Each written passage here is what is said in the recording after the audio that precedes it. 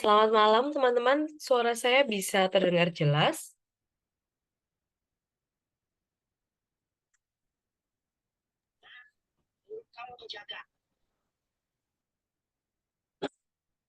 Sudah jelas, Ibu. Oke, baik. Terima kasih responnya. Baik, saya mulai kelasnya ya. Assalamualaikum warahmatullahi wabarakatuh. Selamat malam, teman-teman semua. Jumpa lagi kita di kelas pengantar manajemen. Dan hari ini kita akan sedikit belajar tentang bagaimana sebetulnya sebuah organisasi itu bisa mengelola keragaman yang ada di dalam organisasi mereka. Ya, oke, saya em, akan share screen dulu.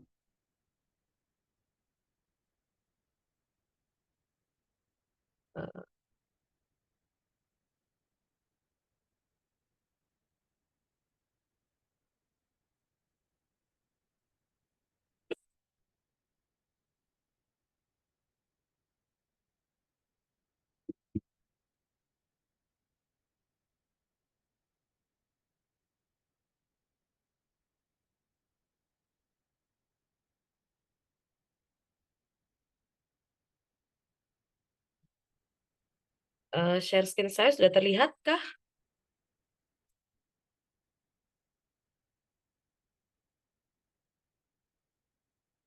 Oke,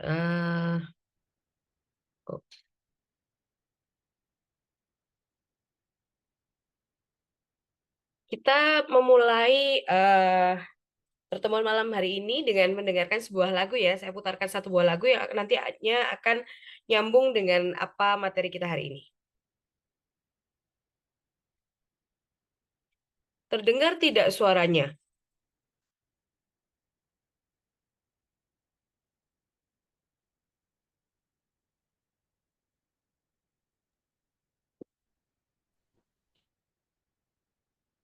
Kayaknya nggak ada.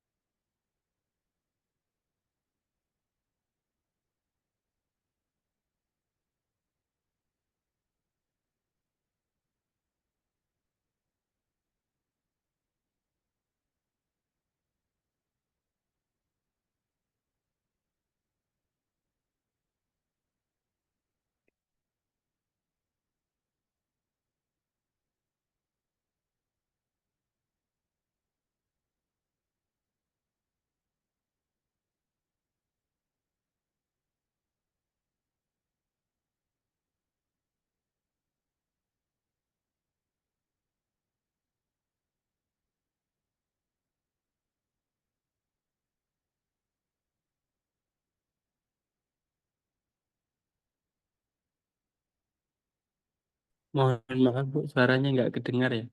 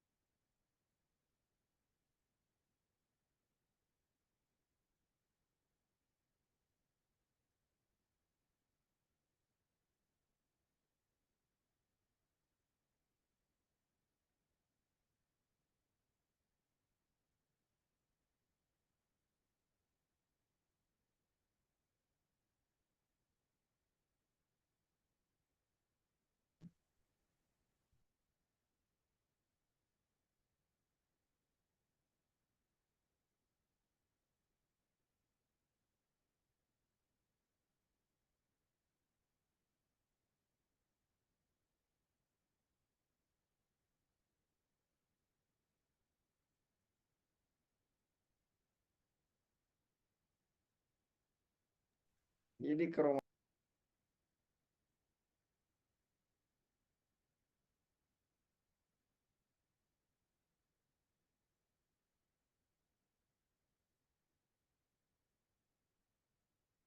Oke, baik. Itu tadi satu video. Em, Sebetulnya itu video tribute to John Lennon yang dibuat oleh direka ulang oleh UNICEF gitu ya. Dan nanti kita akan bahas bahas lagi tentang video tersebut sembari kita bahas materi juga hari ini. Oke, saya share screen sekarang untuk materi saya. Oke, apakah sudah terlihat materi saya? Sudah, Bu. Oke, baik. Terima kasih.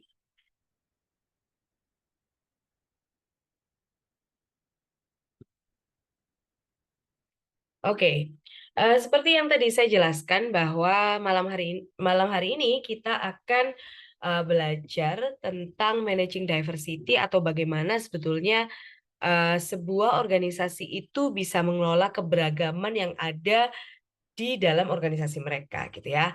Nah, tadi saya mulai dengan video ini, satu lagu dari John Lennon berjudul Imagine. Yang pengen saya tanyakan ke Anda sebagai permulaan ya, sebagai apa namanya diskusi awal untuk memulai kelas hari ini adalah, menurut Anda kira-kira kenapa saya memilih uh, lagu ini atau memilih video ini untuk ditampilkan di pembuka pembahasan kita terkait dengan managing diversity? Kenapa kira-kira? Apa sih nyambungnya gitu? Monggo teman-teman.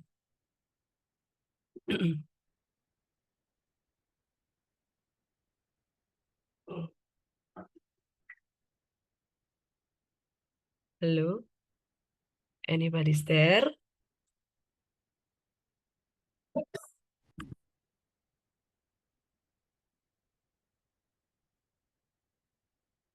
Kenapa kira-kira teman-teman saya memutarkan lagu Imagine untuk membuka pertemuan kita hari ini? Apa sih nyambungnya lagu itu dengan apa yang akan kita bahas selanjutnya?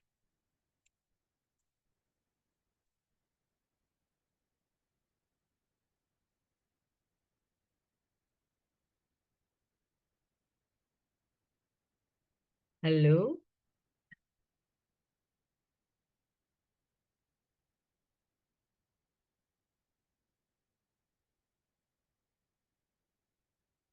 halo, tidak adakah yang berminat untuk menjawab atau merespon pertanyaan saya? Tadi suaranya nggak keluar, Bu, videonya. Oh, suaranya nggak keluar. Oh, baik, baik kalau begitu. Mungkin tadi, eh eh, ya tadi saya nanya ini, ya udah deh, nggak apa-apa, nggak apa-apa, nggak apa-apa. Jadi memang apa namanya? Kenapa sih saya memutarkan lagu ini atau memutarkan video itu tadi? Karena memang eh di video tadi itu kalau Anda perhatikan banyak sekali perbedaan yang muncul gitu. Jadi terlihat dari bentuk fisik yang berbeda, gender yang berbeda. Mungkin kalau dilihat lebih detail ada suku yang berbeda, ada negara apa asal negara yang berbeda. Nah, itu semua adalah sumber perbedaan yang sangat mungkin muncul di sebuah organisasi gitu. Nah, perbedaan itu harus dikelola dengan baik. Karena kalau tidak terkelola dengan baik, maka hal tersebut akan menjadi bumerang atau menjadi satu hal yang sangat tidak menguntungkan untuk sebuah organisasi. Intinya seperti itu. Nah, baik saya akan lanjutkan. Di sini ini beberapa hal yang akan kita pelajari hari ini. Yang pertama adalah tentang introduction dulu, seputar diversity atau seputar apa namanya keragaman di dalam organisasi. Selanjutnya yang kedua adalah tentang tempat kerja yang sudah berubah saat ini. Terus yang ketiga kita akan belajar tentang sebetulnya apa saja sih sumber-sumber keragaman yang ada di dalam sebuah organisasi. terus juga bagaimana mengelola, eh, keragaman di dalam organisasi dan apa saja tantangan dalam pengelolaan keragaman dalam organisasi. Sekaligus yang terakhir adalah terkait dengan inisiatif-inisiatif di tempat kerja terkait dengan pengelolaan diversity atau keragaman. Nah, selanjutnya saya akan membahas yang pertama adalah jenis-jenis keragaman di dalam sebuah organisasi. Jadi kita tahu bahwa keragaman itu ada yang mudah untuk terlihat. Jadi seperti gender, laki-laki dan perempuan. Terus ada agama, ada Islam, ada Nasrani, ada Hindu, Buddha, Konghucu. Terus juga ada mungkin perbedaan warna kulit, ya, atau perbedaan ras. Nah, itu semua adalah yang disebut dengan keragaman tingkat permukaan, di mana secara teori keragaman tingkat permukaan itu merupakan sesuatu yang mudah dirasakan. Jadi perbedaan yang sangat mudah dirasakan dan biasanya memicu stereotip tertentu. Jadi misal, ketika kita atau ketika kita ngobrol atau misalnya ketika kita membicarakan tentang satu ras tertentu, misal Batak, maka ketika kita dengar kata-kata Batak, maka akan ada stereotip-stereotip tertentu yang tiba-tiba muncul di benak kita. Nah, itu stereotip itu muncul karena adanya perbedaan yang sangat mudah dirasakan. Namun, tidak selalu mencerminkan cara orang berpikir atau merasa. Jadi, memang ketika kita memunculkan kata-kata orang Batak, kita akan tertrigger untuk memunculkan satu pemikiran atau satu label tertentu terhadap orang dengan suku tersebut. Tapi, hal itu hanya memunculkan stereotip saja, tapi terkadang tidak sampai tidak sampai berpikir bahwa oh ternyata orang Batak itu semua misalnya terkait dengan satu hal yang negatif. Tidak seperti itu. Ya, hanya memunculkan oh orang Batak itu seperti ini, tapi tidak sampai kita itu menjustifikasi bahwa oh orang itu tuh negatif atau orang itu positif, tidak sampai seperti itu. Itu merupakan hal-hal yang terkait dengan keragaman tingkat permukaan. Namun kita juga harus paham bahwa keragaman atau diversity yang ada di tempat kerja itu tidak hanya satu hal yang terkait dengan gender ataupun ras ataupun suku, negara, warna kulit ataupun agama. Tidak hanya seperti itu saja, tapi diversity atau keragaman yang ada di tempat kerja itu juga terkait dengan perbedaan nilai, perbedaan personality atau kepribadian, ataupun perbedaan preferensi kerja. Nah, ketika kita bicara tentang perbedaan nilai atau perbedaan kepribadian, maka hal itu merupakan keragaman di tingkat yang dalam.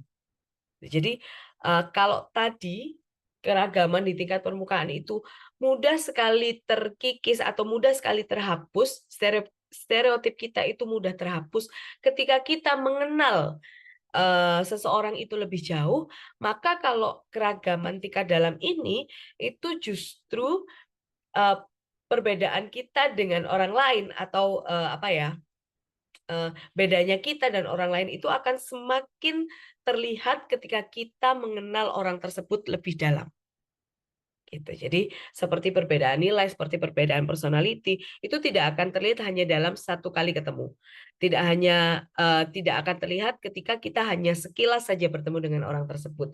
Tapi ketika kita mengenal orang tersebut lebih dalam, lebih jauh, lebih lama, maka semakin muncul atau semakin kita tahu bahwa kita berbeda dengan dia atau kita sama dengan dia.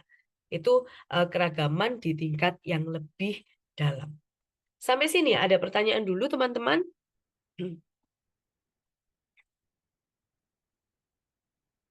Adakah pertanyaan dulu? Tidak ada. Kalau tidak ada, saya lanjutkan. Oke. Nah, di sini dijelaskan selanjutnya adalah tentang atau terkait dengan sebetulnya apa sih manfaat dari satu organisasi itu mengelola keragaman. Di situ ditulis bahwa hal tersebut terkait dengan bagaimana sebetulnya sebuah organisasi itu bisa mengelola orang-orang atau sumber daya manusia yang ada di dalamnya, gitu. Jadi bagaimanapun kita itu di dalam organisasi pasti merasakan adanya perbedaan antara diri kita dengan orang lain, baik secara perbedaan yang tingkat permukaan tadi ataupun perbedaan yang dalam tingkat selanjutnya atau dalam tingkat yang dalam, gitu. Nah, ketika misalnya sebuah organisasi itu tidak mampu mengelola keragaman di dalam organisasi, maka hal tersebut akan backfire gitu, akan menimbulkan satu hal yang tidak menguntungkan untuk dia, karena adanya gesekan-gesekan yang terjadi karena ada perbedaan di antara satu orang atau sekelompok orang dengan orang lain atau dengan sekelompok orang yang lain, seperti itu. Nah, selanjutnya pengelolaan keragaman itu juga terkait dengan kinerja organisasi. Kita tahu bahwa organisasi itu sendiri merupakan sekumpulan dari sumber daya manusia. Nah, otomatis ketika kita bicara sekumpulan sumber daya manusia, maka manusia yang ada di dalamnya ini pasti berbeda-beda. Ketika tidak mampu dikelola dengan baik, maka manusia-manusia yang ada di dalam satu organisasi ini juga tidak akan mampu bekerja dengan baik. Kalau tidak mampu bekerja dengan baik, kinerja organisasinya juga turun. Itu sudah apa ya? Terahnya seperti itu gitu. Jadi kalau misalnya satu organisasi tidak mampu mengelola perbedaan yang ada di dalam organisasi tersebut, maka kinerja organisasi yang akan menjadi taruhannya. Jadi, dan kinerja organisasi ini asalnya dari mana? Asalnya adalah dari kinerja sumber daya manusia yang tidak baik. Jadi ketika sumber dayanya ini tidak bisa bekerja secara maksimal, maka dampaknya adalah kinerja organisasinya juga tidak akan bisa maksimal gitu. Ya, jadi itu adalah dua hal kenapa kok sebuah organisasi itu harus mampu mengelola perbedaan atau keragaman yang ada di dalamnya. Nah, yang terakhir teman-teman, kenapa kok sebuah organisasi itu harus mengelola diversity yang ada di dalamnya adalah terkait dengan rencana-rencana strategisnya dia. Nah, di situ ditulis bahwa penggalian bakat kinerja pangsa pasar dan pemasok terbaik. Kalau dia tidak mampu mengelola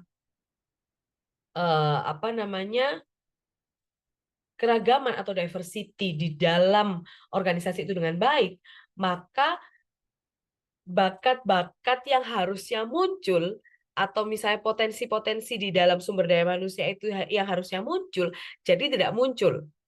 Ketika dia tidak muncul, maka rencana-rencana strategis organisasi juga akan terbengkalai. Karena kinerja sumber daya manusianya lagi-lagi tidak mampu untuk mencapai berbagai tujuan strategis dari organisasi. Gitu. Jadi beberapa hal terkait dengan sebetulnya apa sih manfaat mengelola keragaman itu yang saya sebutkan tadi. Mungkin dari teman-teman sampai sini dulu ada tanggapan atau ada pertanyaan terkait apa yang saya jelaskan, silahkan.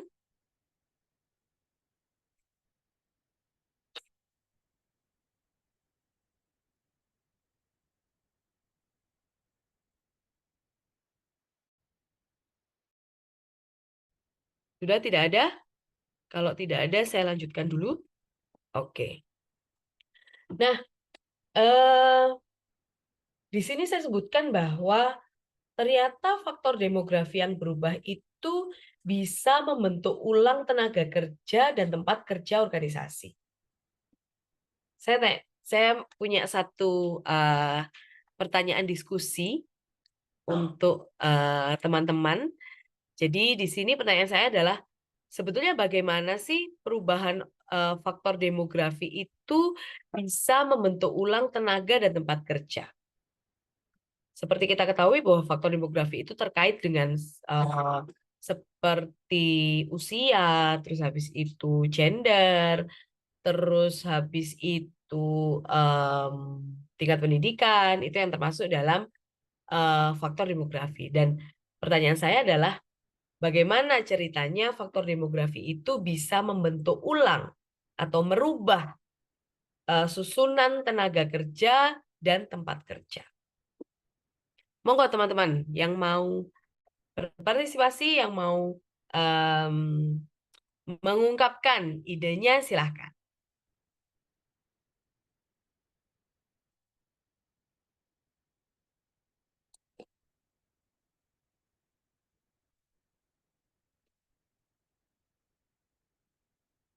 Monggo,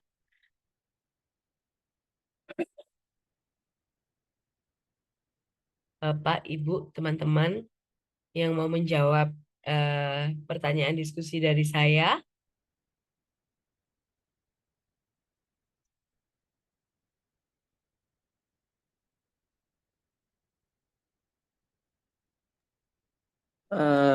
Demografi itu kan Hmm, yang tentang perbedaan agama, ras, dan kebiasaan orang sekitar situ ya, Bu ya? mm-mm.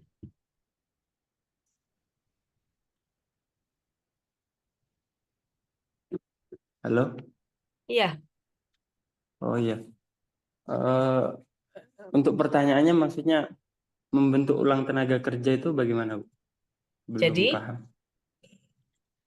eh kalau faktor demografi itu berubah, ya misalnya, hmm, di satu area itu tadinya yang atau di satu tempat kerja itu tadinya mayoritas ada di usia misal di usia 40 tahun. Ya, itu awalnya. Kondisi awalnya seperti itu. Beragam tapi apa namanya mayoritas ada di sana di sekitar 30 mungkin 37 tahunan, 40 tahunan ada di situ. Nah, terus ternyata ada apa namanya? Ada inisiatif dari perusahaan untuk merekrut banyak tenaga kerja baru. Di mana tenaga kerja baru ini ternyata yang masuk mayoritas adalah di usia 20 tahunan menjelang 30. Misalnya 28, 29 ataupun 30 itu 30 awal.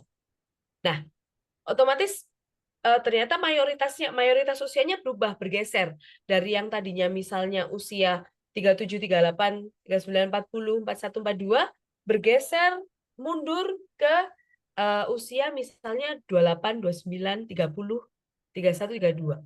Itu ada perubahan demografi.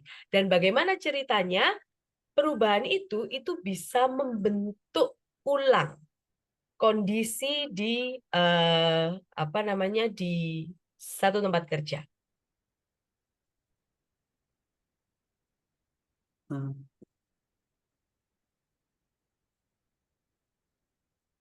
Kalau di tempat saya itu Hmm. mungkin demografinya itu tentang adat orang sekitar. Kalau di Sulawesi itu Hmm. pamali, Hmm. sebuah toko yang Hmm. menjual alat-alat benda tajam atau toko Hmm. bangunan yang Hmm. menjual paku dan lain sebagainya. Hmm. Itu kalau buka di malam hari, itu menurut Hmm. kepercayaan orang sini tuh sangat tidak pantas, pamali namanya, Bu. Hmm. Hmm.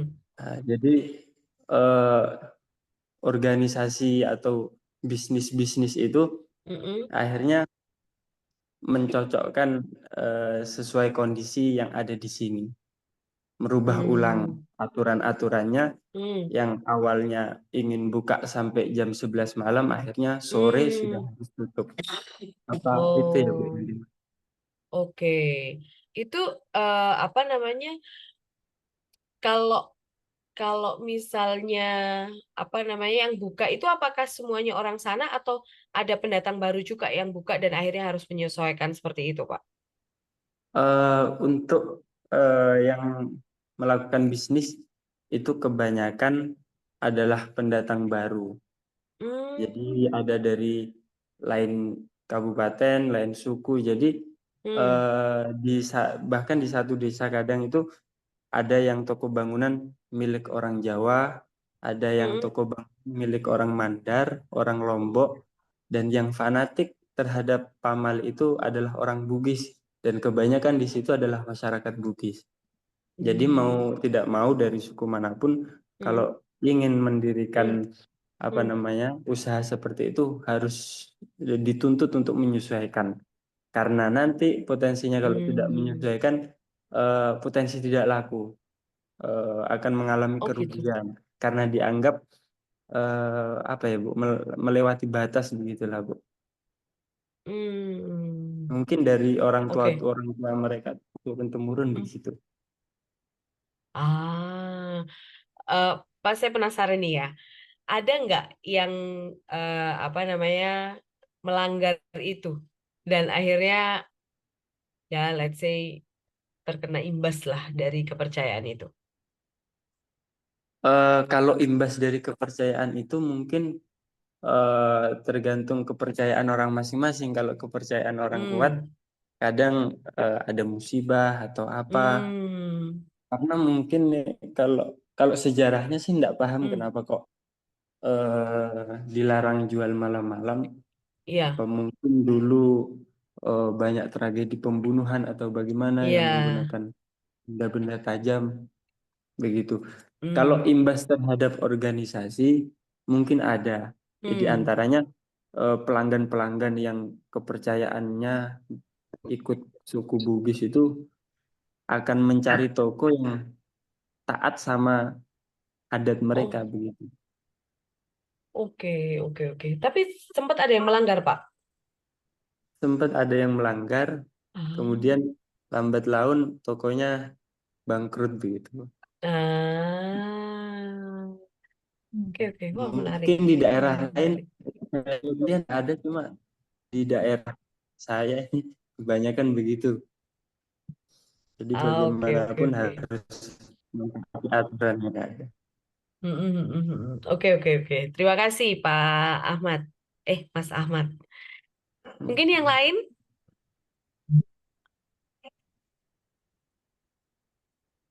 Mas Agung?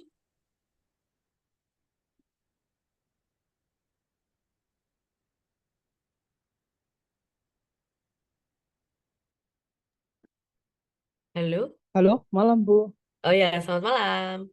Eh, ini lagi saya siapin laptop sebentar. Oh Mohon maaf iya, Bu, agak telat ini tadi. oh Maaf, iya. maaf. Nggak apa-apa, nggak apa-apa, nggak apa-apa, nggak apa-apa. Oke, baik. Mungkin yang lain, teman-teman yang lain mau berpartisipasi. Sebetulnya faktor demografi ini akan berdampak sejauh apa sih di dalam apa namanya di dalam sebuah organisasi gitu. Perbedaan faktor demografi itu berdampak sejauh apa sebetulnya di eh, dalam organisasi.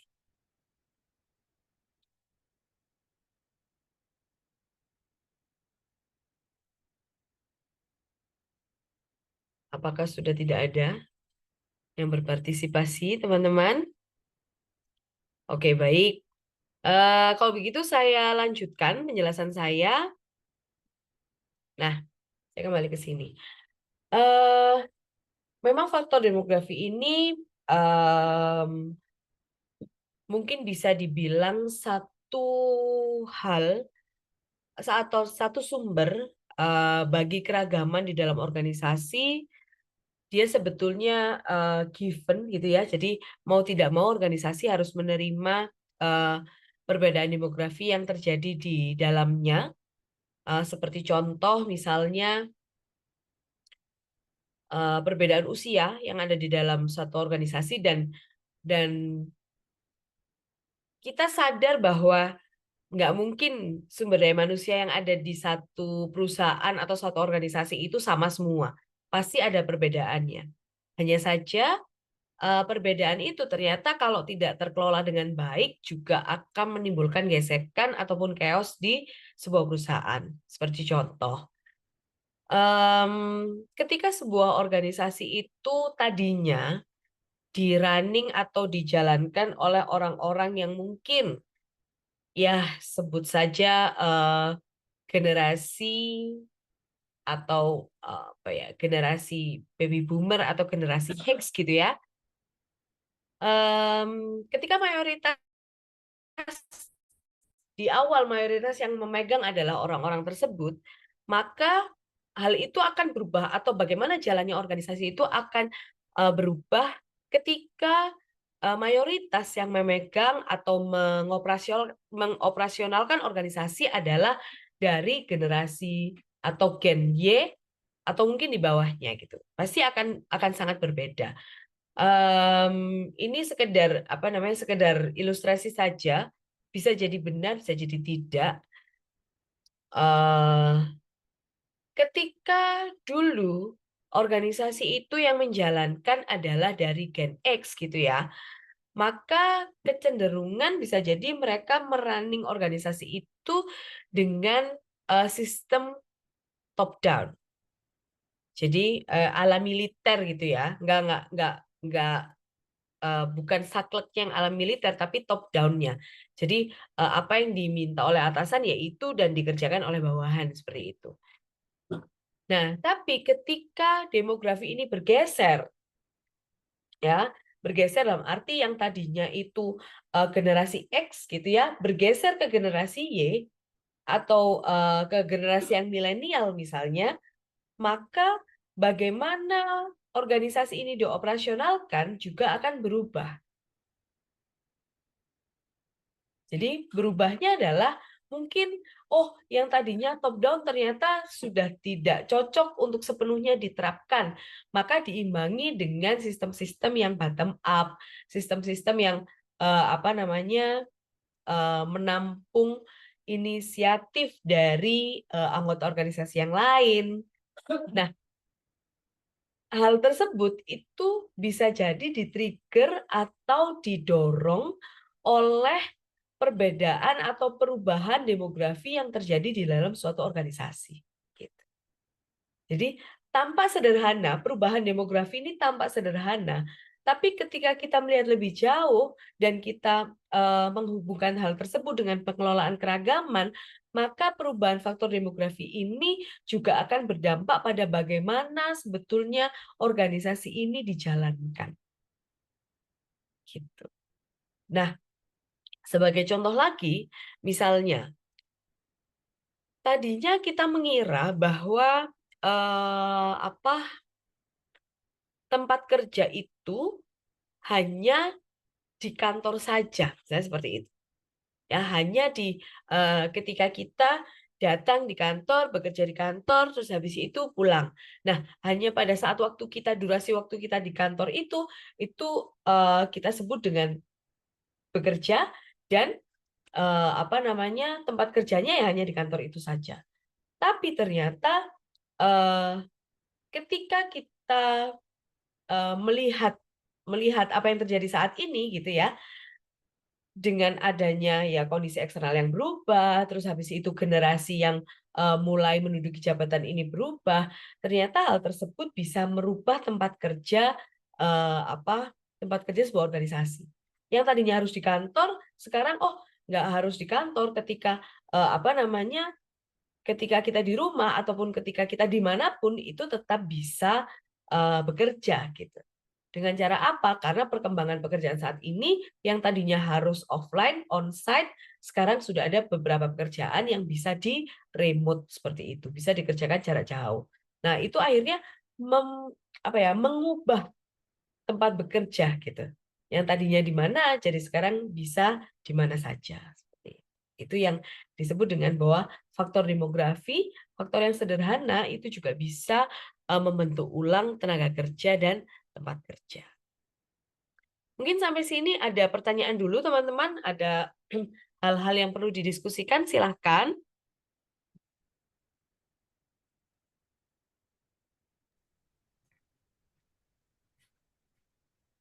Kalau sudah tidak ada, maka saya akan lanjutkan.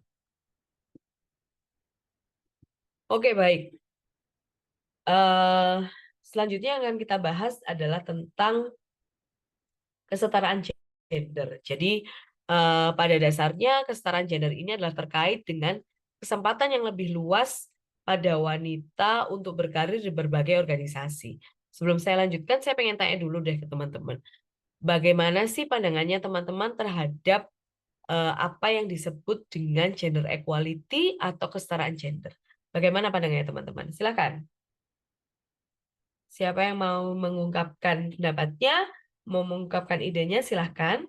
Terkait dengan gender equality atau kesetaraan gender.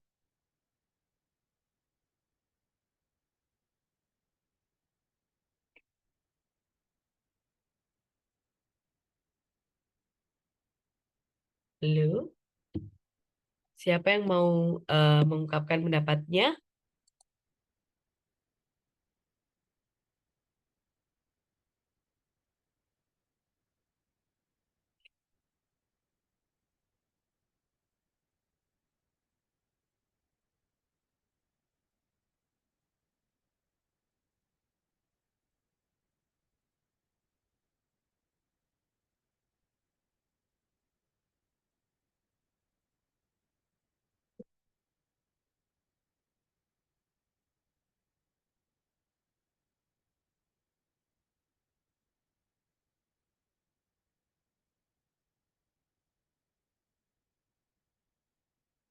Halo, teman-teman, adakah yang mau mengungkapkan pendapatnya terkait dengan bagaimana pandangan Anda terhadap kesetaraan gender? Setuju atau tidak? Apakah Anda punya pandangan tersendiri, pandangan tertentu terhadap apa yang menjadi atau apa konsep tentang kesetaraan gender?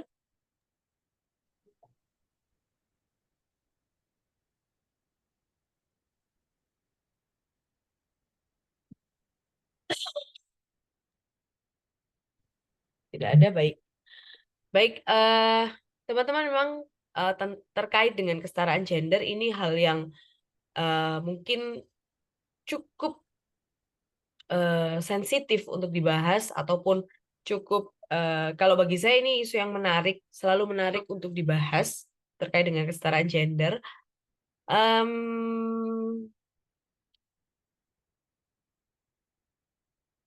3 tahun kemarin karena saya apa namanya pada saat studi eh, ternyata diberi kesempatannya di satu negara yang isu kesetaraan gender ini masih sangat merebak gitu ya. Jadi eh, cukup miris sebetulnya melihat kalau kita bahas Korea Selatan, bagaimana Korea Selatan itu sebagai negara maju itu juga apa ya, isu tentang kesetaraan gender itu eh, masih sangat hangat untuk dibahas gitu. Dalam arti em, ternyata di Korea Selatan itu eh, gap atau kesenjangan gaji antara pria dan wanita itu menjadi yang tertinggi di dunia. Jadi perbedaan gaji yang diterima antara wanita dan pria itu masih menjadi yang gapnya atau bedanya itu masih menjadi yang terbesar di seluruh dunia. Jadi itu hal yang cukup miris gitu ketika mungkin di negara-negara maju yang lain itu kesetaraan gender itu adalah satu isu yang sudah mulai apa ya ditemukan solusinya. Jadi bagaimana wanita itu bisa apa ya diberi kesempatan yang layak gitu untuk bisa berkarir. Bahkan saya masih ingat ada satu dosen saya yang cerita eh, beliau ini sebelum sebelum apa ya mengabdikan dirinya sebagai dosen setelah lulus kuliah mencoba untuk mendaftar di perusahaan gitu untuk bekerja di satu instansi tertentu dan yang bikin apa ya yang bikin miris gitu yang bikin sedih adalah jadi ketika karena beliau cewek ketika masuk di sesi wawancara eh, beliau mendapat pewawancara atau interviewee yang paling banyak gitu. Hanya karena beliau cewek. Kalau cowok misalnya, kalau cowok ini diinterview hanya oleh 3 orang, maka beliau diinterview oleh 5 orang dan semuanya laki-laki.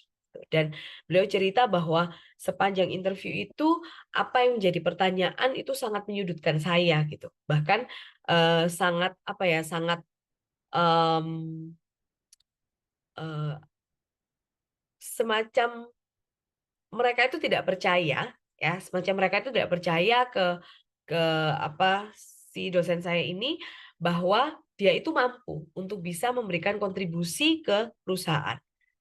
Dia tidak dipercaya hanya karena dia seorang wanita. Dan satu-satunya wanita yang bisa lolos sampai ke tahap interview. Jadi kalau kita lihat isu kesetaraan gender di dunia global itu kalau ya kita lihat di Korea Selatan masih seperti itu. Jadi masih sangat-sangat hangat untuk dibahas dan banyak sekali hal-hal yang bisa didiskusikan. Kalau di Indonesia sendiri, kalau pandangan saya kesetaraan gender ini sudah mulai sudah mulai setara gitu, dalam arti wanita itu punya tempat atau punya bisa menempati posisi yang layak di dalam sebuah organisasi, dan ada beberapa sektor-sektor atau tempat-tempat penting, tempat-tempat strategis yang mampu dimasuki oleh wanita. Jadi itu beberapa hal yang ingin saya sharing dengan teman-teman terkait dengan kesetaraan gender. Mungkin sekali lagi saya tanya, mungkin ada teman-teman ada pandangan khusus atau punya pandangan pribadi terkait dengan kesetaraan gender, monggo. Tentang kesetaraan gender ya. Iya.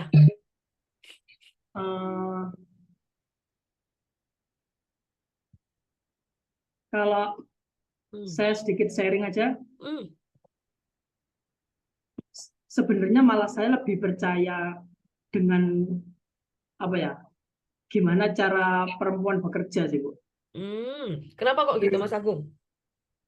Di contoh gini ya, kalau misalnya di kantor itu banyak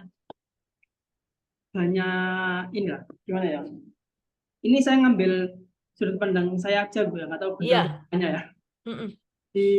Di kantor saya itu lebih banyak tim ceweknya, perempuannya daripada itu.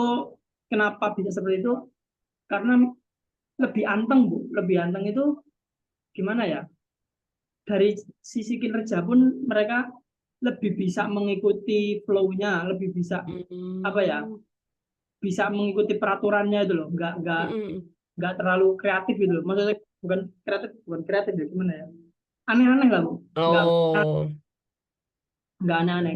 Dia bekerja sesuai porsinya, sesuai keahliannya. Kalau cowok biasanya itu, satu contohnya aja, dari sisi kedisiplinannya udah beda. Cowok itu nggak stabil. Entah, nggak tahu kenapa kok cewek itu lebih stabil daripada cowok. Mungkin agak sulitnya nanti ketika perempuan ada di posisi yang posisi yang bagus di suatu perusahaan dan memang memegang peran penting.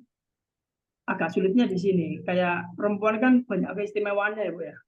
Iya. Kayak misalnya hamil, terus anaknya, ngurusin anaknya, itu untuk menggantikan posisinya agak berat kalau memang dia ada di posisi itu. Untuk menggantikan. Jadi saya suka perempuan, suka, Bu. Maksudnya gimana ya bilangnya? Saya percaya sama gimana perempuan bekerja. Makanya itu bagus. Oke, baik. Baik, terima kasih Mas Agung. Yang lain mungkin?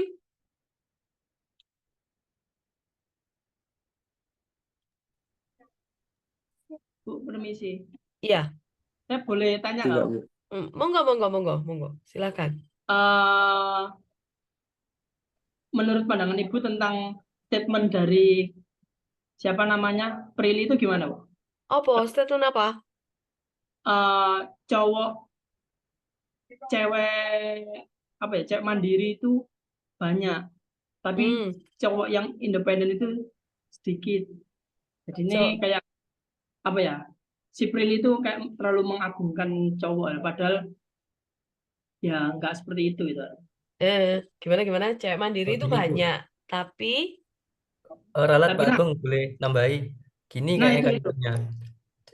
Cewek independen itu banyak, nah tapi cowok mapan itu dikit. itu oh, cewek independen itu banyak, tapi cowok mapan itu betul. sedikit gitu Terima ta. kasih Pak, itu betul sekali Pak. Oh, gimana ya pandangan saya? Ya, kalau saya, pandangan saya sih, cewek itu ya, ya kita pasti punya standar kita sendiri-sendiri ya. Seperti apa yang disebut cowok mapan itu, yang seperti apa gitu. eh Kalau saya sih intinya, eh iya yo, saya bingung ini. Saya kalau salah ngomong Iya Bu, nanti, bener. Hati-hati Bu, jangan ngomong. saya kalau salah ngomong Iya, Prilly itu udah dijudge backfire ini. nih buat saya. Ya maksudnya gini, ya ya intinya wanita itu punya punya standarnya sendiri-sendiri, standar mapanya sendiri-sendiri.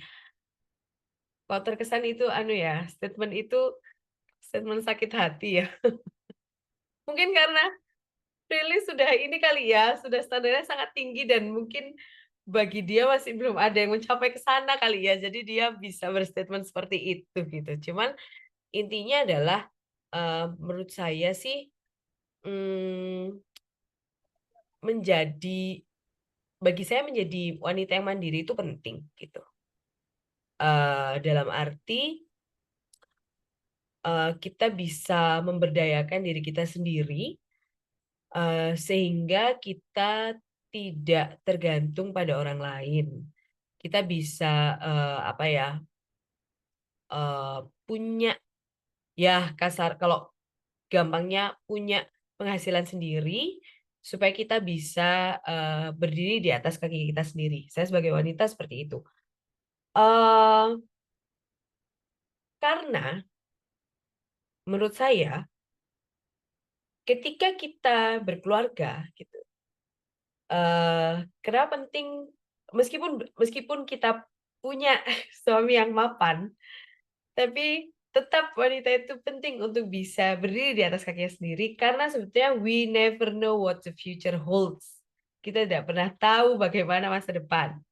Bisa jadi kalau ada apa-apa dengan suami kita, kita tetap bisa tetap berjalan tegak gitu. Kita sekeluarga tetap bisa berjalan tegak meskipun ada sesuatu yang terjadi dengan pasangan kita. Itu kalau kalau kalau saya. Nah, saya bukan dengan apa yang menjadi omongannya Prilly tadi sih. Kok saya sih merasanya itu statement kok agak sakit hati gitu ya dia. Bener, Bu, ada balasnya gini Bu di sosmed tuh. Yang Kenapa? cowok bilang gini, yang cowok.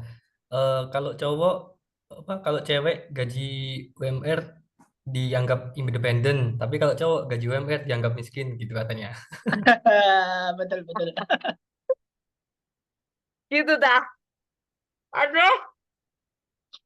Yang bilang bukan saya ya Bu ya. Saya nggak Iya, mau iya, nggak membela Orang-orang apa-apa. sih sama pasti yang bilang gitu. dosen, karena dosennya kan perempuan juga Bu. Untungnya saya udah 1 triliun Bu tiap bulan saya untungnya. Amin. Amin ya Allah. Amin amin. Iya, jadi ya, ya tapi ya apa ya, dia menanggapi ini sensitif banget ini. eh Ya gitu sih Pak, tanggapan saya sih. Saya melihatnya sih lebih ke, oh mungkin karena really standarnya ada di standar yang tinggi, akhirnya beliau memandangnya seperti itu mungkin. Cuman kalau kalau dari saya sendiri sih, sebagai wanita kita perlu punya penghasilan sendiri gitu, terkait dengan kalau ada apa-apa kita tetap bisa berjalan gitu. Jadi jangan sampai apa ya, menggantungkan diri kita pada orang lain, intinya kayak gitu lah. Ini baik, kayaknya cewek dan cowok harus gitu semua deh kayaknya ya, menurut saya. Gitu sih tanggapan saya Pak Agung. Mas Agung. Iya, terima kasih Bu. Iya, sama-sama. Tapi Oke, justru kenapa? menurut saya justru bagus kalau ada perempuan yang punya mindset seperti itu untuk perusahaan, jadi bagus Bu. Etos kerjanya lebih tinggi daripada cowok biasanya. Oh gitu ya. Tapi ya, oh ya saya jadi ini deh. Saya ada satu hal yang belum saya bahas tentang terkait dengan kesetaraan gender. Em, kita tadi bahas kesetaraan gender di sisi wanita ya. Padahal sebetulnya kesetaraan gender ini perlu juga di sisi laki-laki gitu. Karena kita hidup di Indonesia, budaya kita adalah budaya di mana mayoritas dari kita akan menikah atau sudah menikah gitu ya. Nah, dan posisi laki-laki itu sebagai breadwinner, istilahnya breadwinner. Breadwinner itu adalah pencari nafkah atau kepala keluarga. Nah, yang sebetulnya yang masih juga miris di kita itu adalah bagaimana menyetarakan hak laki-laki terkait dengan atau ketika apa namanya itu loh, ada cuti melahirkan ya. Jadi di sini kesetaraan gender yang dibahas adalah cuti melahirkan itu tidak hanya terkait dengan wanita saja sebetulnya, tapi juga terkait dengan pria, terkait dengan laki-laki. Karena laki-laki itu adalah sebagai pihak yang menemani si istri yang melahirkan dan pihak yang apa ya, bahasa Jawanya itu montang-manting. Jadi pihak yang apa namanya, harus ekstra gitu, ekstra effort ketika sang istri melahirkan. Nah, ini yang terkadang kita lupa bahwa kalau cewek cuti melahirkan dikasih misalnya langsung 2 bulan misalnya kayak gitu, atau 1 bulan ya, entahlah kebijakan di perusahaan seperti apa. Tapi terkadang lupa bahwa si laki-laki ini butuh diberikan juga cuti terkait dengan melahirkan tadi. Karena ketika tidak terbahas bisa jadi dia cuma dikasih ya udah 1 hari, 2 hari atau 3 hari aja. Padahal apa namanya, dia perlu misalnya diberi lebih dari itu. Gitu. Itu juga satu hal yang apa ya, masih menjadi banyak pembahasan ketika kita bahas atau diskusi terkait dengan kesetaraan gender. Itu. Oke, selanjutnya saya di sini. Terkait dengan keragaman atau diversity di sebuah organisasi, tentunya kita tidak bisa lepas dari ragam etnis, ras, dan agama yang ada di tempat kerja. Nah, Bapak, Ibu, teman-teman semua sudah familiar belum dengan ini? Istilah white collar dan blue collar. Kerah putih dan kerah biru? Belum Bu. Oke, baik. White collar itu adalah istilah untuk orang-orang yang bekerja di eksekutif. Jadi apa namanya, petinggi-petingginya perusahaan, CEO, terus habis itu apa namanya, manajer, orang-orang yang apa ya, ada di dalam perusahaan, intinya kayak gitu. Yang biasa digambarkan dengan pakai apa namanya, apa itu jenenge, hem, berdasi, berjas, biasanya digambarkannya seperti itu. Nah, kalau blue collar ini adalah yang berkerah biru. Berkerah biru itu biasanya dipakai untuk orang-orang yang bekerja di bagian produksi atau misalnya bekerja di buruh sebagai buruh, itu blue collar. Nah, salah satu sumber perbedaan tentunya yang ada di organisasi adalah posisi seseorang di dalam organisasi tersebut gitu. Nah, itu namanya perbedaan posisi kan tidak bisa dihindari ya, tapi itu harus bisa dikelola dengan baik. Karena ketika terjadi konflik antara white collar dan blue collar ini, maka operasional organisasi itu bisa mandek gitu. Jadi itu hal yang harus sangat diperhatikan oleh sebuah organisasi. Mungkin sampai sini ada pertanyaan dulu, Bapak Ibu.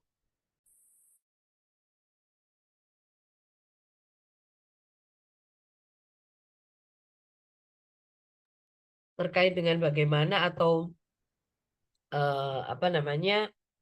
bagaimana sebuah organisasi itu mengelola keragamannya. Ada pertanyaan dulu? Saya nungguin yang kaum wanita nih Bu, yang bertanya. Pertama juga sudah keras, tapi Oh, tidak kalah keras ya. Coba mungkin dengan agresi tadi, terkesan seperti ingin menginjak ya, sehingga ternyata ini kita dengerin Nonton bola itu, Bu. bola ini. Emang ada pertandingan bola kah?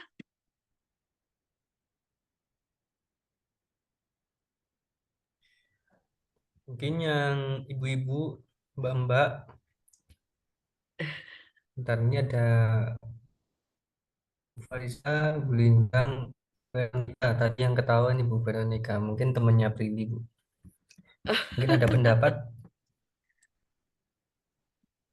Ini yang ketawa temannya Prilly. Waduh, apa ya? Nggak ada sih, sebenarnya setuju sama apa yang dibilang sama pendapat ibu bapak. Gitu.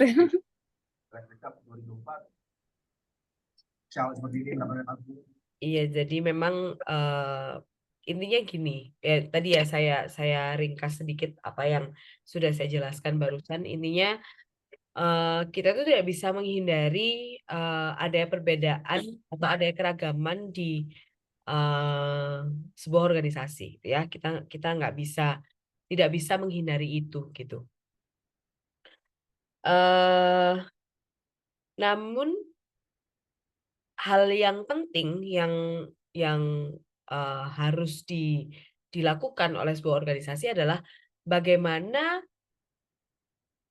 organisasi itu bisa memanfaatkan keragaman atau perbedaan yang ada di dalamnya yang melekat pada diri satu individu dengan individu yang lain ini menjadi satu hal yang bisa membantu organisasi untuk mencapai tujuan mereka gitu. Bukan malah perbedaan itu menjadi satu hal yang menghambat organisasi untuk mencapai tujuannya. Itu yang harus dipikirkan oleh organisasi. Bagaimana supaya perbedaan ini bisa membantu saya untuk bisa mencapai tujuannya organisasi. Itu yang harus dilakukan oleh sebuah organisasi.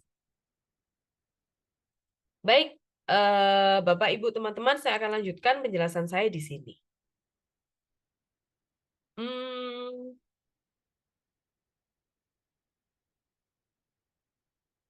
Keragaman di dalam organisasi itu sumbernya bisa sangat banyak gitu ya. Ada di situ saya sebutkan, ada yang pertama adalah usia, terus habis itu ada gender, ada ras atau etnisitas, terus ada disability atau disabilitas, ada orang-orang dengan disabilitas, itu juga menjadi sumber keragaman tersendiri untuk organisasi. Terus ada perbedaan agama, itu gender sudah disebutkan tadi. Terus ada perbedaan terkait dengan orientasi seksual dan identitas diri. Itu juga sumber keragaman di sebuah organisasi. Terus ada juga perbedaan terkait dengan kelas sosial, daya tarik fisik, ada perbedaan senioritas, kemampuan intelektual, banyak hal ya yang bisa menjadi sumber keragaman sebuah organisasi. Jadi sebetulnya organisasi itu harus apa ya, pintar-pintar mengelola perbedaan-perbedaan ini gitu. Dan sekali lagi perbedaan ini tidak bisa dihindari, it's given for organization. Jadi ini sudah diberi dan itu adanya itu gitu bagi sebuah organisasi, tinggal bagaimana dia mengelolanya saja. Nah, selanjutnya saya masuk pada poin terkait dengan tantangan dalam mengelola keragaman, ya. Jadi sebetulnya apa sih atau kalau ada keragaman di dalam organisasi itu, ketika kita harus mengelola keragaman di sebuah organisasi itu tantangannya apa gitu. Nah, saya masuk di sini dulu sebagai ilustrasi. Apa yang Anda pikirkan tentang apa yang saya tulis di bawahnya? Wanita yang merokok, tentang rambut pirang, dan tentang lesbian atau gay yang ada di dalam organisasi. Sorry, saya pakai satu hal yang ekstrim gitu ya. Terkait dengan saya pengen menggali pendapat Anda terkait dengan apa sih yang Anda pikirkan sehubungan dengan tiga hal ini atau tiga faktor ini. Wanita yang merokok itu yang pertama, yang kedua rambut pirang, yang ketiga adalah tentang lesbian atau gay. Silakan teman-teman mengungkapkan pendapatnya, mengungkapkan point of view-nya, pandangannya terkait dengan tiga hal itu. Silakan.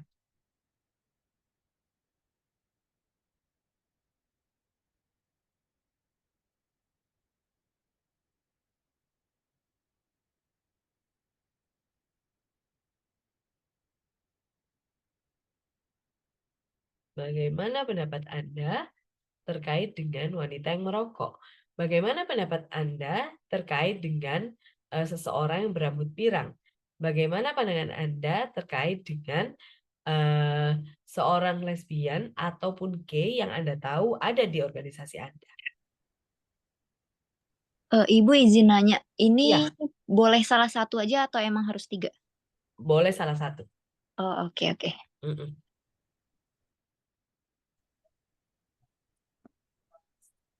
Menurut saya, Bu ya, Mm-mm. kalau ada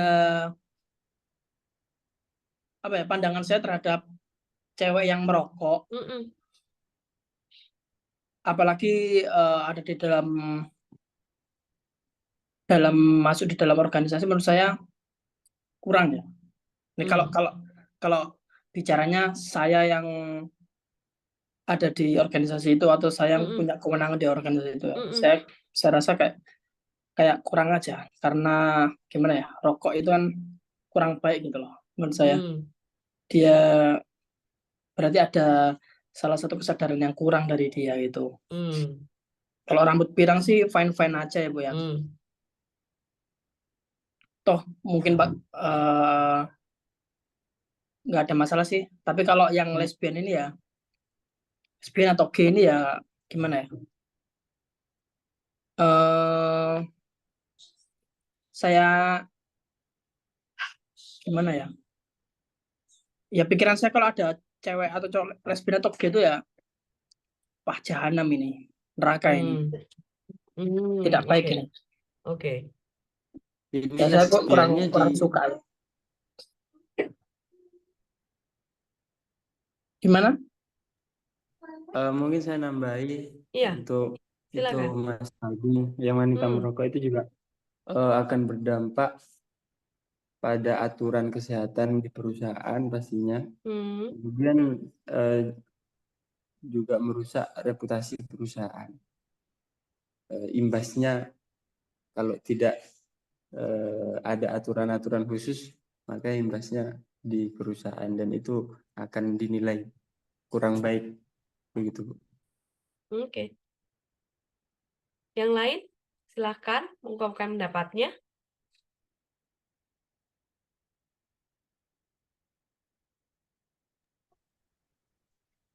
Kafir.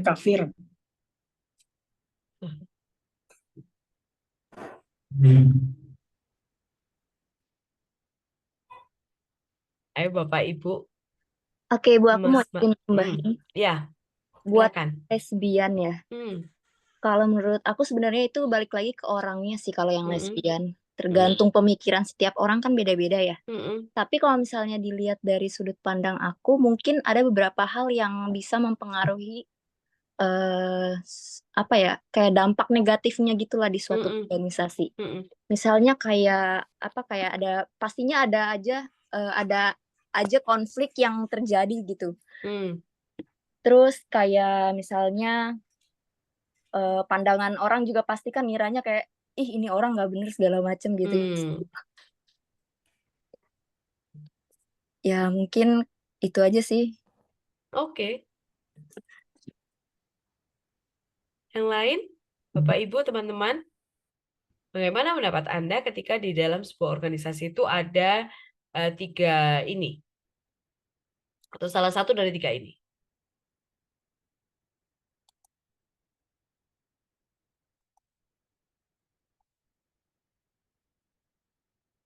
Oke, baik.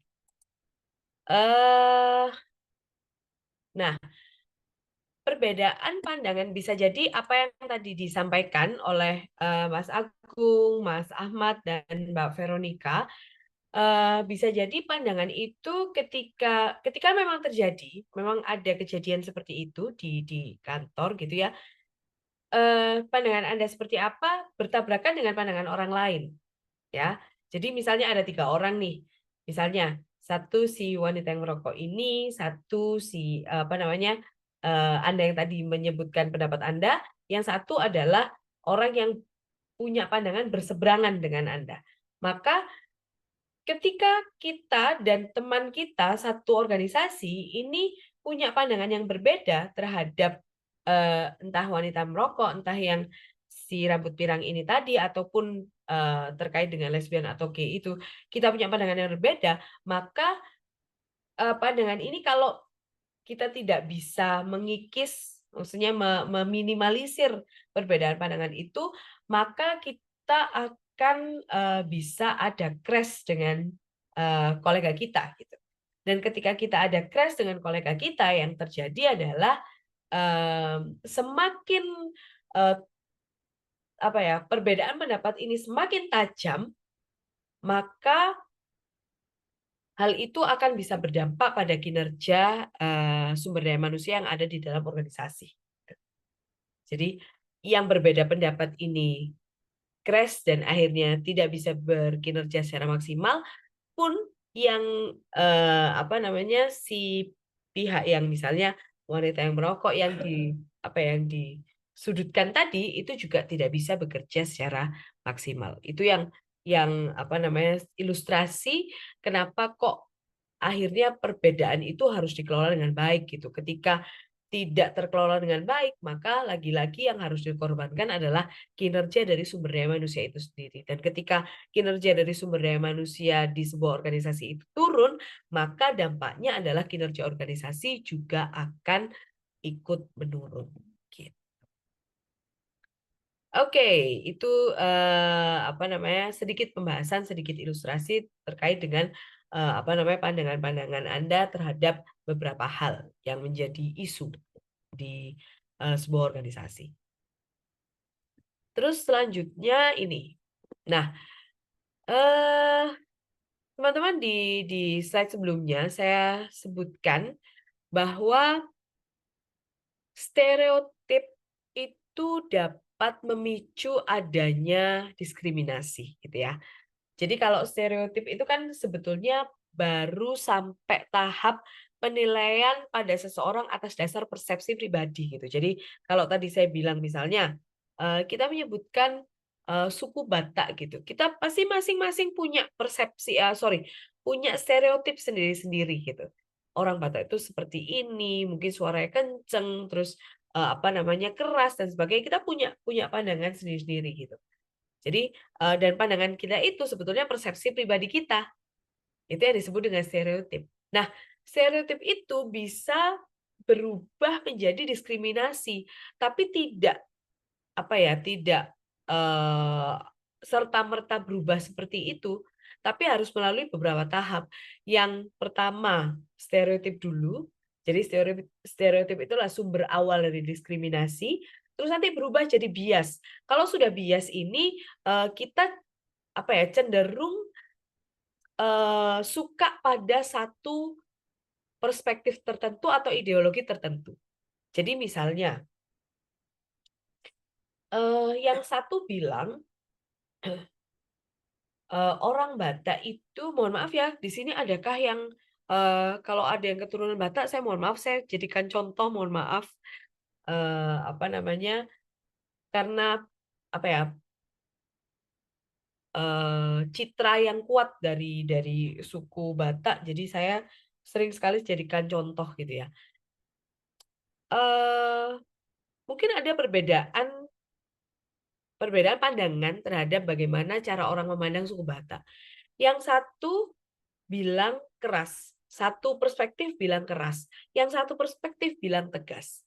Nah, stereotip yang berubah menjadi bias ini adalah yang seperti ini.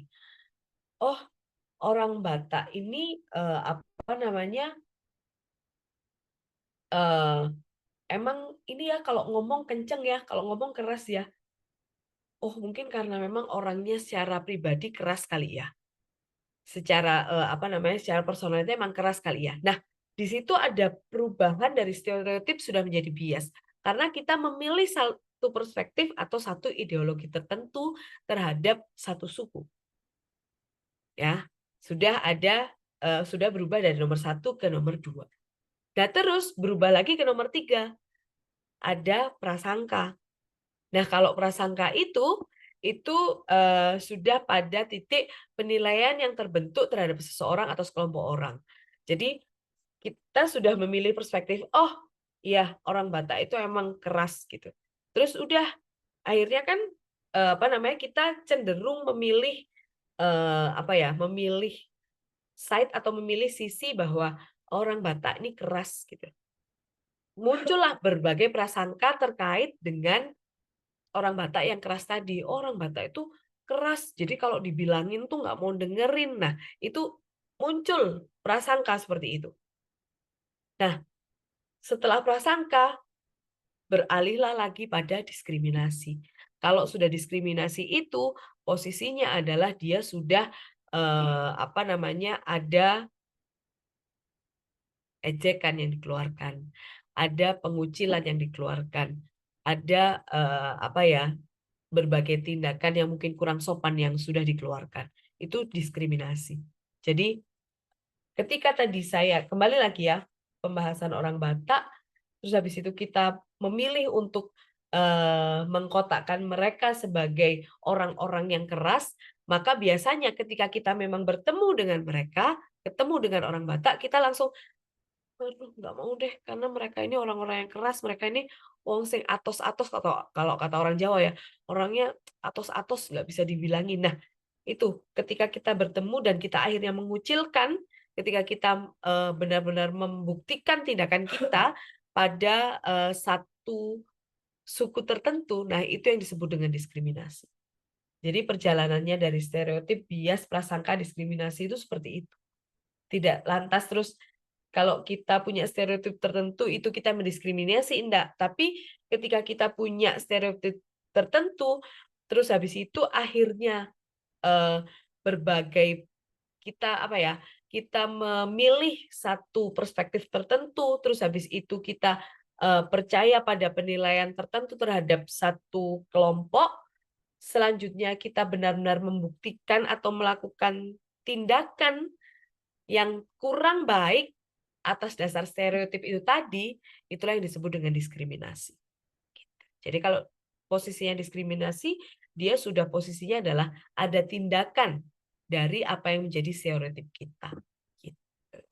Sampai sini ada pertanyaan dulu teman-teman sebelum saya lanjutkan.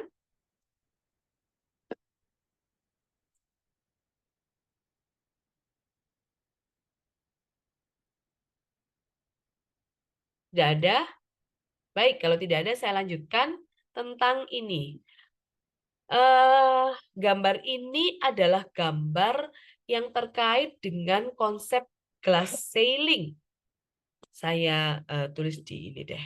Saya tulis di chat. Ini nama konsepnya. Glass ceiling. Pertanyaan saya awal. Adakah yang pernah dengar atau pernah baca atau sudah tahu terkait dengan konsep glass ceiling?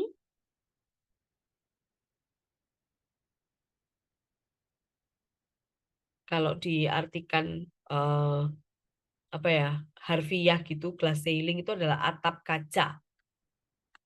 Apakah ada yang sudah tahu atau sudah pernah baca, pernah dengar terkait dengan glass ceiling?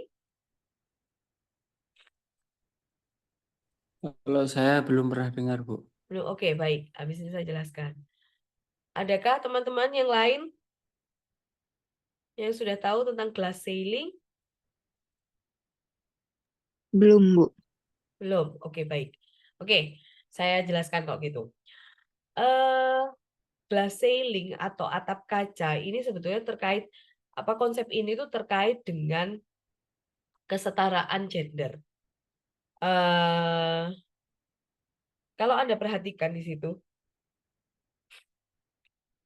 ada cewek atau ada wanita atau ada mbak ini atau ibu ini, dia itu diberi tangga. Maknanya adalah si ibu ini, si mbak ini itu boleh meniti karir di dalam sebuah perusahaan. Tapi sayangnya kalau Anda perhatikan lebih lanjut, karirnya dia itu mentok, ketatap gitu, terbentur dengan kaca. Ya, terbentur dengan kaca. Ketika kita bicara kaca, maka kita kita sedang membahas satu benda di mana kalau kita lihat dari bawah sebetulnya dia transparan gitu. Kita bisa melihat ke atas.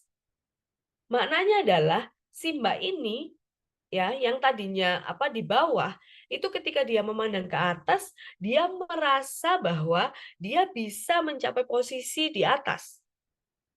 Ya, dia bisa mencapai karir di atas. Apalagi dengan adanya tangga di sebelahnya dia. Seakan-akan dia memang diberi kesempatan untuk bisa meraih atau berkarir sampai di posisi puncak. Sayangnya itu tadi, terbentur dengan kaca. Dan di balik kaca, di atasnya kaca itu ada orang-orang yang memang sudah ada di posisi atas. Mereka sengaja memasang kaca itu untuk menghambat si mbak ini, si cewek ini, si wanita ini untuk bisa berkarir di posisi yang lebih atas lagi. Itu yang disebut dengan konsep glass ceiling. Jadi konsep glass ceiling ini sebenarnya adalah sebuah konsep di mana seolah-olah seseorang itu, terutama ini terkait dengan gender ya, seolah-olah wanita itu bisa mencapai posisi puncak dalam karirnya di sebuah organisasi.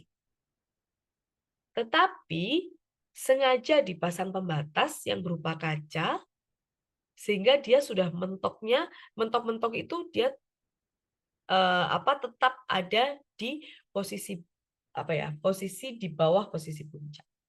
Karena memang sengaja dihambat oleh orang-orang yang sudah berada di posisi puncak di sebuah organisasi. Itu konsep glass ceiling. Apakah ada yang pengen ditanyakan terkait dengan konsep glass ceiling?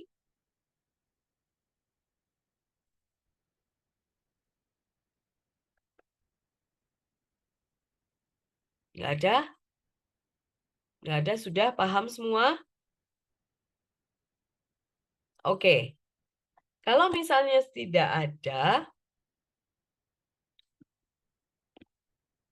saya akan lanjutkan penjelasan saya pada berbagai inisiatif keragaman yang mungkin dijalankan oleh sebuah organisasi. Jadi ini beberapa hal teman-teman terkait dengan keragaman atau terkait dengan diversity, bagaimana mengelola diversity di sebuah organisasi. Yang pertama adalah terkait aspek legal. Yang disebut aspek legal ini adalah bagaimana sebuah organisasi itu menyediakan wadah untuk seseorang itu bisa mengungkapkan apa yang menjadi isu, apa yang menjadi apa yang jadi permasalahan terkait dengan perbedaan yang ada di organisasi untuk bisa disampaikan ke organisasi dan ditangani dengan profesional oleh organisasi. Itu yang terkait dengan aspek legal. Jadi kalau ada pelanggaran-pelanggaran atau ada ya kasarannya ada bullying terkait dengan perbedaan yang ada di organisasi itu harus mengambil tindakan tertentu sehingga kondisi-kondisi yang kondisi-kondisi yang tercipta karena ada perbedaan itu bisa tertangani dengan baik. Itu terkait dengan aspek legal. Kalau komitmen keragaman ini intinya adalah bagaimana sebuah organisasi itu berkomitmen untuk mengelola keragaman yang ada di dalam organisasi itu dengan baik. Itu yang terkait dengan komitmen keragaman. Dan memastikan bahwa seluruh anggota organisasi itu bisa menghormati dan menghargai perbedaan yang ada di dalam organisasi itu. Gitu. Secara gampangnya itu gini. Kalau misalnya kita berada di satu kantor dengan orang-orang yang berbeda agama, maka bagaimana kita bisa menghormati waktu mereka untuk beribadah. Kita bisa kalau misalnya di tengah waktu kerja ini atau sepanjang misalnya 8 jam kerja ini ada waktu-waktu yang memang harus mereka pakai untuk ibadah, ya kita berkomitmen untuk bisa menyediakan waktu tersebut. Itu terkait dengan komitmen keragaman. Terus masalah mentoring itu mungkin ini terasa sangat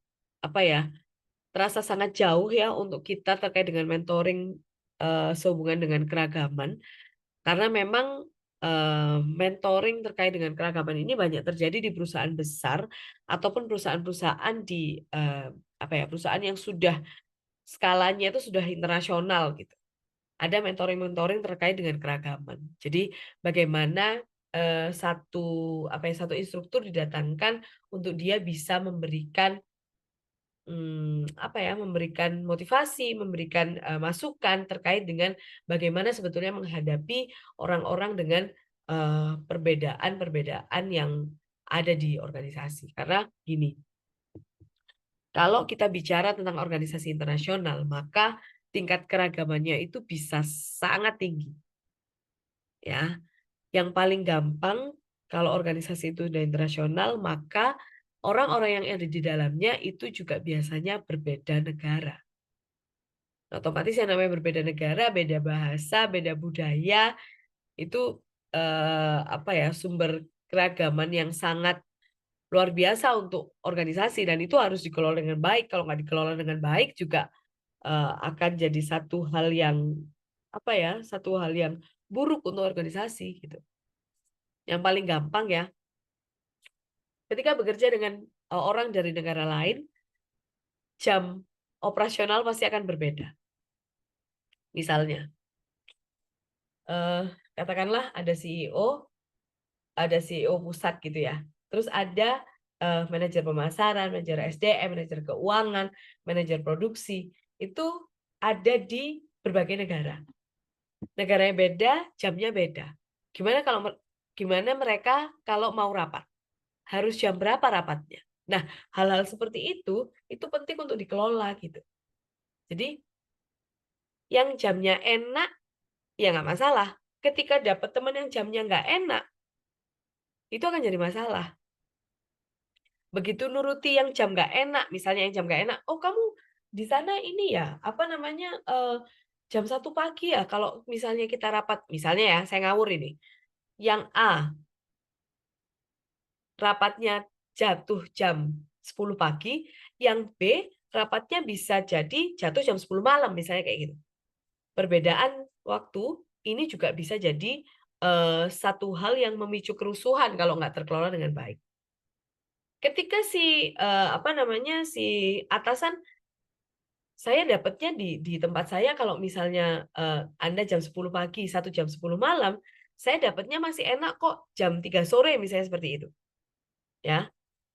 Terus misalnya kalau dia ngotot, ya sudah deh kita pindah yang jam 10 malam, jadikan aja misalnya jadi jam 4 sore misalnya. Begitu digeser kan geser lagi, yang lain geser semua.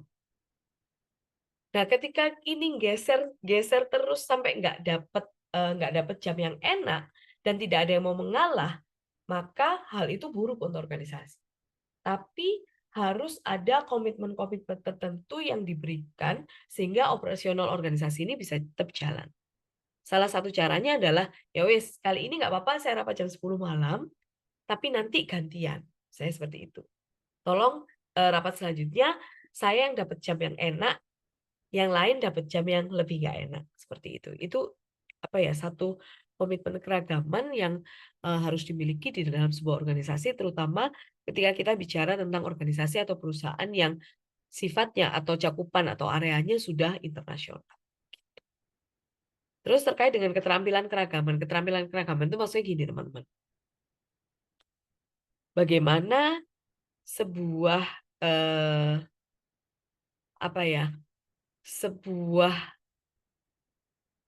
seorang anggota organisasi itu bisa memahami bahwa memang iya di dalam organisasi saya itu memang orangnya berbeda-beda, dan karena perbedaan ini akhirnya saya harus bisa menghargai satu sama lain. Kalau misalnya saya berbeda dengan dia, tapi selama saya bisa bekerja sama dengan baik, dan that's it, sudah nggak masalah.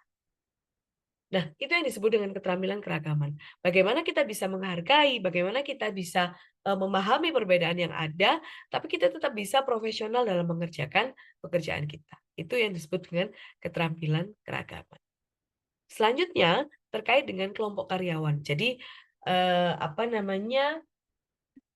kelompok karyawan ini ilustrasinya begini. Misalnya di sebuah organisasi yang sudah besar itu punya kepercayaan atau punya agama yang berbeda-beda juga. Nah, terkadang misalnya supaya tidak merasa sendirian, misalnya dibentuk kelompok pengajian, misalnya seperti itu. Atau misalnya yang lain membentuk kelompok ibadah sendiri, di mana terkadang mereka melakukan ibadahnya bersama-sama, berdoa bersama, atau misalnya yang Muslim misalnya ada satu sesi pengajian sendiri gitu. Itu yang disebut kelompok karyawan, di mana sebetulnya dibentuknya kelompok karyawan ini supaya seseorang itu tidak merasa selalu sendirian. Tetap ada satu kelompok yang sama dengan dia. Kalau tadi saya yang gampang tuh biasanya kelompok keagamaan.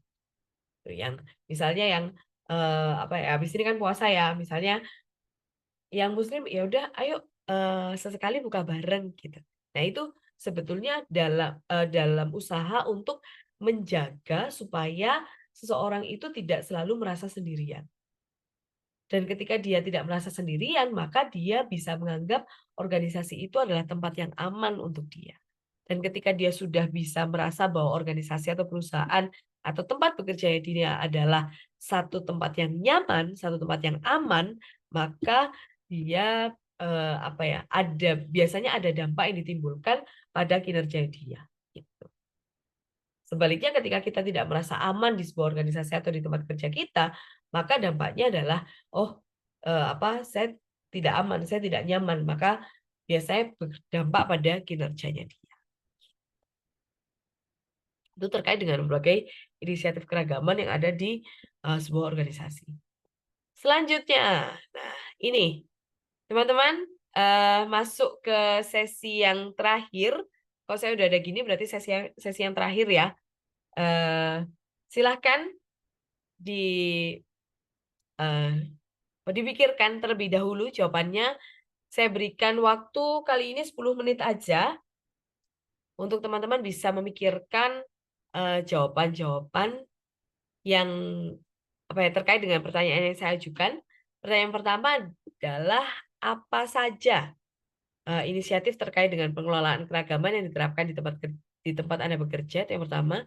Yang kedua, bagaimana tanggapan Anda pada ungkapan yang menyatakan bahwa DNA manusia itu sebetulnya adalah untuk mendiskriminasi. Terus yang terakhir, pertanyaan saya adalah, apakah keragaman di tempat kerja perlu dipertahankan dan mengapa? Ya, jadi ini pertanyaan saya minggu ini. Silakan dipikirkan 10 menit ke depan. Nanti setelahnya seperti minggu lalu, silakan yang mau menjawab, silakan menjawab apa yang menjadi pertanyaan saya. Dan kali ini, kalau kemarin 1/4 dari Road to Bebas UAS, maka minggu ini sudah 2/4 Road to Bebas UAS bagi siapa-siapa yang minggu lalu dan minggu ini menjawab pertanyaan dari saya. Sekarang jam 8.16, kita ketemu lagi di jam 8.26. Oke, silakan dipikirkan terlebih dahulu teman-teman jawabannya.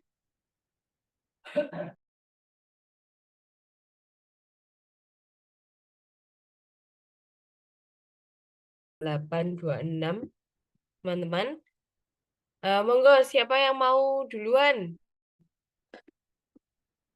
Mas Hendy, saya minta tolong bantu dicatat ya. Siap, Bu. Oke, terima kasih. Siapakah yang mau menjawab duluan? Silahkan.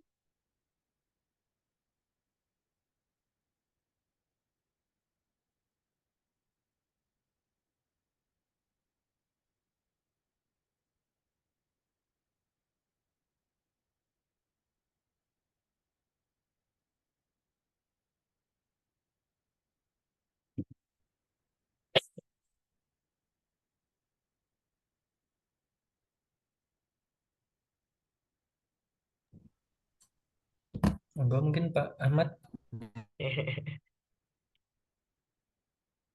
Lalu Pak Ahmad sudah jawab juga nih, Bu. Oke, saya jawab ya. Iya, monggo silahkan. Yang pertama, inisiatif terkait pengelolaan keberagaman di tempat kerja. Kalau inisiatif dari saya itu cuma satu, yaitu membangun budaya saling menghormati. Jadi dari inisiatif ini kita tekankan kepada karyawan-karyawan perusahaan untuk selalu menghormati perbedaan. Dari segi perbedaan budaya, perbedaan agama, dan lain sebagainya. Kalau setiap karyawan sudah memiliki kecenderungan untuk untuk menghormati perbedaan, saling menghormati, maka bisa jadi ini merupakan pintu terbesar bagi perusahaan untuk bisa mengelola keberagaman, yakni dari inisiatif ini. Kemudian dari pertanyaan yang kedua, tanggapan terhadap pernyataan DNA manusia adalah untuk mendiskriminasi. Karena kalau menurut saya ini pernyataan ini tidak sepenuhnya benar, karena manusia itu memiliki kapasitas untuk belajar, untuk berubah dan bersikap adil. Jadi dan secara etis membiarkan diskriminasi atas dasar DNA itu keliru menurut saya.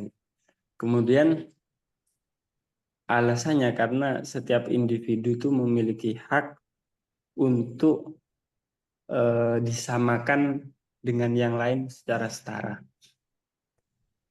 Kemudian keberagaman di tempat kerja apa perlu dipertahankan? Kalau saya perlu, alasannya kenapa? Untuk inovasi yang berkelanjutan. Jadi sebuah tim yang beragam itu bisa lebih inovatif karena mereka bisa menggabungkan perspektif yang berbeda untuk memecahkan masalah.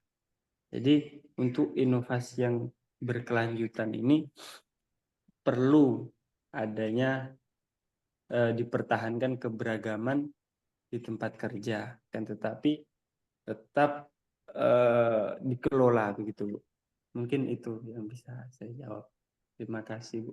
Oke, sama-sama. Baik, terima kasih Pak Ahmad, Mas Ahmad.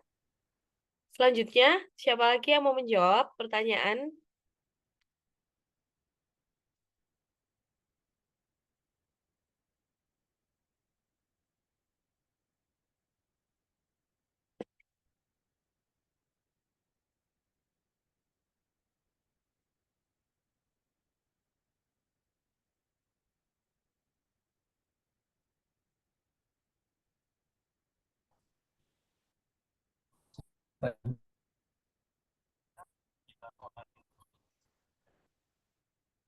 Siapa lagi? Bapak, Ibu, Mas, Mbak yang mau menjawab pertanyaan dari saya?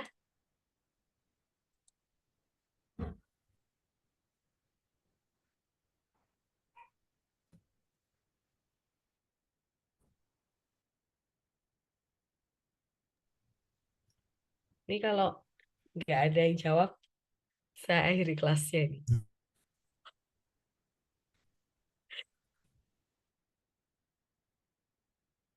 Monggo Bapak, Berarti Ibu, ini Pak Mas, Ahmad Mbak. aja nih yang bebas-bebas nantinya. Oh, iya. Bisa jadi. Baru 2 kali, Pak. Iya kan dua. Nanti sisanya 2 kali lagi, Pak. Nanti bebas UAS.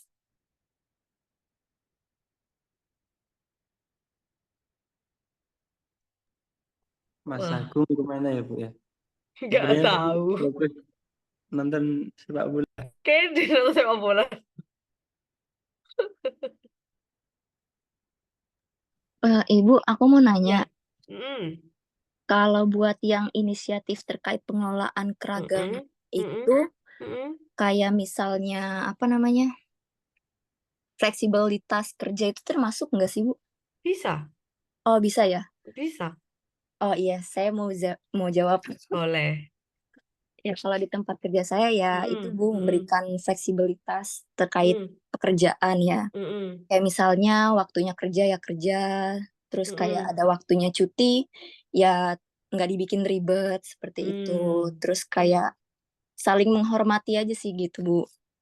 Itu buat yang pertama. Kalau misalnya buat yang kedua, tanggapan apa itu tanggapan pada ungkapan yang menyatakan bahwa DNA adalah mendiskriminasi, itu saya juga kurang setuju.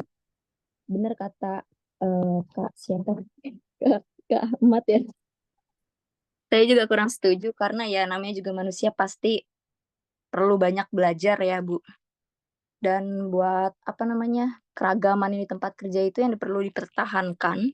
Kalau menurut aku kayak misalnya semakin kompak sih di dalam tim, terus kayak saling memahami. Terus yang pasti kalau misalnya ada masalah apa itu saling terbuka, saling bilang gitu. Kayak gitu sih Bu. Terus kalau ditanya kenapa ya karena keragaman itu kan menciptakan sebuah lingkungan yang bakal kedepannya jadi adaptif seperti itu Bu. Oke. Sudah? Atau mau ada yang ditambahkan? Sudah Bu. Oke, baik. Terima kasih Mbak Veronica. Baik. Oke, selanjutnya siapa lagi yang mau menjawab? Saya Ibu. Silakan. Kalau untuk di apa inisiatif terkait pengelolaan keberagaman di tempat saya bekerja itu biasanya dilakukan dengan memberikan pelatihan agar karyawan lebih serta memastikan lingkungan kerja yang nyaman dan aman dengan program kesejahteraan seperti menjaga kesehatan karyawan. Karena kan kita kerjanya di bagian produksi, jadi biasanya tuh ada kayak yang sakit gitu, Ibu. Terus ada kayak terapi buat yang tangannya sakit, seperti itu. Dan memberikan waktu istirahat yang cukup juga. Terus mengenai DNA manusia adalah untuk mendiskriminasi, itu saya juga kurang setuju, karena setiap manusia kan pasti punya jalan hidup masing-masing. Gimana sih? Jadi kita harus juga bisa lebih terbuka dan saling menghormati setiap kelompok atau setiap manusia itu sih, Bu. Terus untuk keberagaman di tempat kerja, apakah itu perlu dipertahankan? Tentu saja itu perlu, karena kan eh, untuk untuk supaya kita jadi lebih inovatif. Dan kenapa keberagaman di tempat kerja itu perlu supaya bisa ketika kita bekerja itu bisa berjalan lebih harmonis, lebih bahagia dan sehingga kerjaannya itu bisa berjalan dengan lancar seperti itu. Oke, sudah cukup atau ada yang mau ditambahkan, Mbak Fariska? Sudah. Oke, baik. Terima kasih. Selanjutnya, adakah yang mau menjawab pertanyaan saya lagi?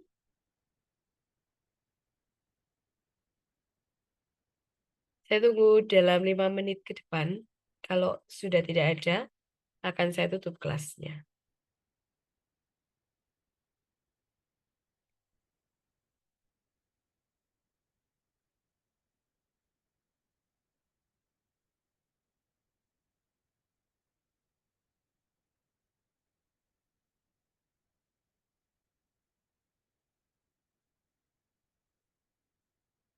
Ini Mas Ahmad yang satunya nggak datang kayaknya ya.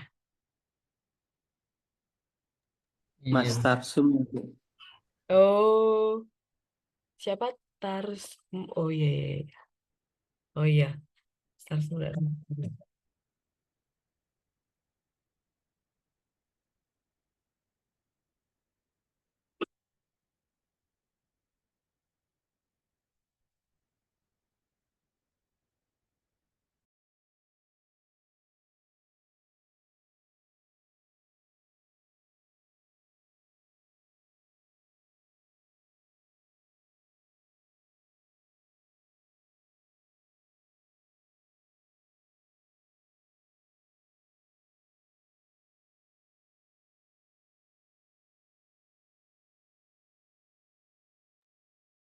3 menit lagi, Bapak, Ibu, teman-teman semua.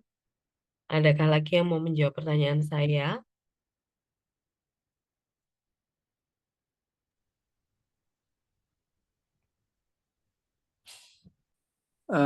Kalau saya mau tanya begini, Bu. Di struktur yang bertugas untuk menyelesaikan masalah-masalah terkait perbedaan itu humas ya, Bu ya? Sebetulnya kalau apa namanya, kalau yang menyelesaikan itu biasanya ada di bagian SDM harusnya, Pak, karena kalau humas itu kan dia biasanya kan terkait dengan pihak eksternal ya. Oh, internal ya. Jadi kalau keragaman itu kan dia sifatnya internal, jadi biasanya sih ikutnya SDM gitu. Apa namanya, cuman ya gitu, Pak. Kadang kita tuh tidak bisa menghindari apa ya, keberpihakan itu loh kadang yang membuat akhirnya sesuatu yang terkait dengan keragaman itu menjadi satu ranah yang cukup apa ya, sensitif gitu.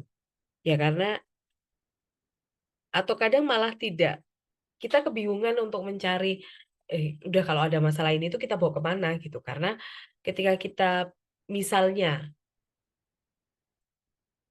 profil SDM atau profil apa namanya, orang-orang SDM-nya itu orang-orang yang berpihak, itu justru lebih apa ya, lebih sulit lagi untuk sebuah perusahaan itu bisa eh, apa ya, bisa mengelola keragamannya dengan baik gitu. Karena kan ya kita kita sadar ya bahwa kita sebagai manusia itu kan mengelompok pada eh, apa ya, orang yang serupa dengan kita gitu.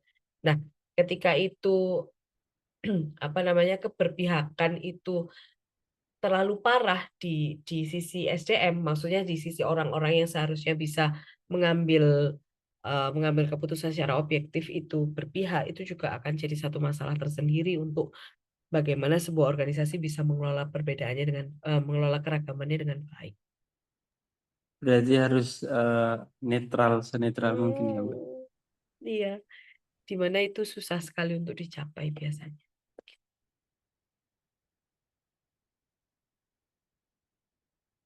Jam berapakah? Oh, 1 menit lagi, Bapak, Ibu, teman-teman semua. Kesempatannya untuk menjawab pertanyaan sebagai syarat road to bebas UAS.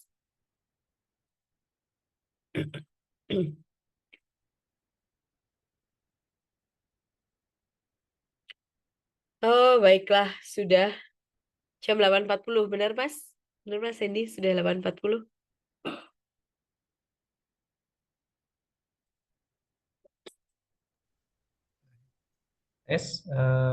Oh iya, saya kira ngelambat Bu. Dari tadi saya putus internetnya. Ini gimana Bu, Oh, lancar ya?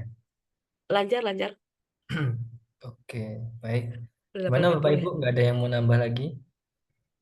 Oke, Baik, sepertinya cukup ya. iya. Baik, ya Oke. kita kayaknya Pak Agung juga udah itu deh, apa lihat nonton bola mungkin dia. Saya malah nggak tahu kalau ada bola sekarang Bu.